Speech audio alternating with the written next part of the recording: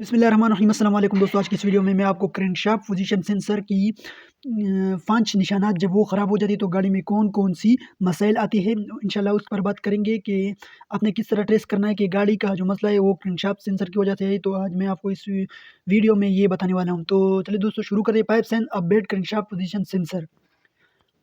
इसकी जो पहली नंबर निशानी होगी, दूसरी अगर इसका मसला है तो इसकी जो पहली नंबर निशानी है वो है नो स्टार्ट और इंटरमिटेंट नो स्टार्ट।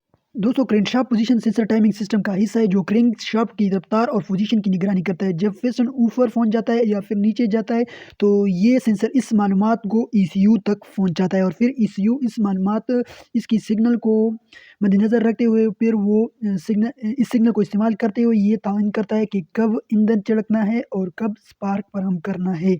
इसकी जो सिग्नल है उसको मद्देनज़र रखते हुए जब गाड़ी का क्रैंकशाफ्ट पोजीशन सेंसर की वजह से स्टार्ट नहीं होती, जब गाड़ी क्रैंकशाफ्ट पोजीशन सेंसर की वजह से स्टार्ट नहीं होती तो इंजन में कोई स्पार्क नहीं होगी और ईंधन फ्यूल स्प्रे भी नहीं होगी। और दोस्तों ये किस वजह से होती है? एक तो जब आपका क्रैंकशाफ्ट पोजीशन सेंसर गंदा हो जाता है, ऑयल का लीक होता है उसके ऊपर, उसकी वजह से भी ये होती है। और इसमें कुछ ऑब्स्टिकल भी आते हैं, इंशाल्लाह आगे चलते हुए आपको बताएँगे। तो ये इसकी पहली वजह है कि जब क्रैंकशाफ्ट पोजीशन सेंसर काम नहीं करेगी तो ना स्प्रे होगी और ना ही प्लग स्पार्क करेगी। दोस्तों इसकी दूसरी नंबर साइन है वो है गाड़ी का रुकना, व्हीकल स्टालिंग। जब क्रैंकशाफ्ट पोजीशन सेंसर फेल हो रहा हो तो ये गाड़ी की वक्फे से रुक जाने का सबब बन सकता है। अब गाड़ी वक्फे से रुकेगी या फिर झटके मारेगी। जबकि दोबारा तेज़ रफ्तारी से गाड़ी चलाते हो तो कंप्यूटर को क्रैंकशाफ्ट पोजीशन सेंसर की से काबिल एतमाद क्रैंक सिग्नल नहीं मिलेगा। टाइमिंग सिग्नल खो जाने की वजह से इंजन किसी भी वक्त बंद हो सकता है, ना कोई चिंगारी स्पार्क होगी और ना ही कोई फुहार यानी फ्यूल स्प्रे होगा। आपकी गाड़ी जो वक्फे से बंद होती है ये भी इस सेंसर की अलामत है। इसकी जो तीसरी अलामत है दोस्तों वो है फ्यूल इंजेक्शन पल्स नहीं आएगा।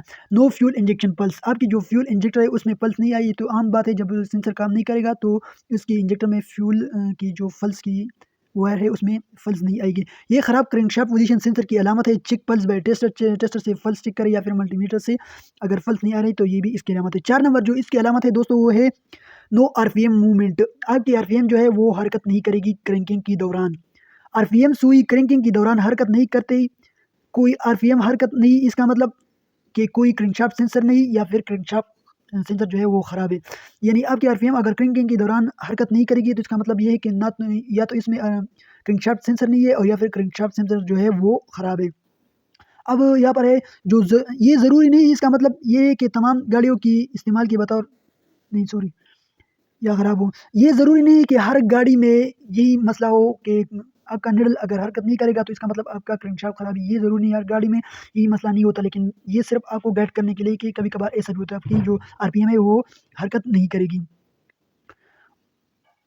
और इसकी जो 5 नंबर साइन है दोस्तों वो है मुदाखला। वो किस वजह से हो तो टूटा हुआ टाइमिंग बेल्ट भी हो सकता है और टाइमिंग चेन टूट सकती है या टाइमिंग बेल्ट कुली तारे उसमें शॉर्ट सर्किट या फिर शॉर्ट वायर होती है या कुली वायर, वो भी इसकी वजह होती है।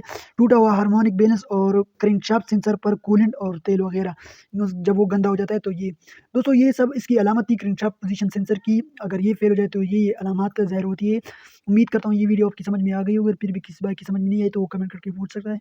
वस्सलाम।